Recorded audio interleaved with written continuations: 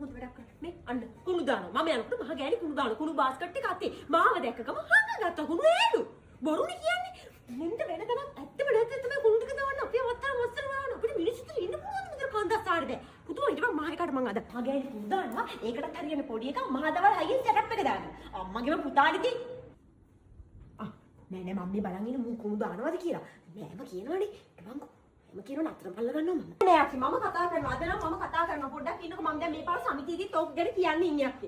ගාමසික මහත්තයාට මම දැන් ලියුමක් දැන් මම අස්සම් කර ගන්නවා කියලා අටේප ගෙවල් වලින් ඔක්කොගෙම අස්සම් කර ගන්නවා ලියුමක් මේ කුණු දාන එකට. හරිද? දැන් අපි චූටර කුෂ්ටියක් දාන්න කොහෙද? මෙතන විස බීජයක් ගිහිල්ලා මට පේන්නේ මේකද කුණු වලින් තමයි. වෙන මොකුත් නෙමෙයි. ගම්දස්සාරේ බෑ අපි ඉන්න බෑනේ. මල්ලිටත් කියන්න ඕනේ.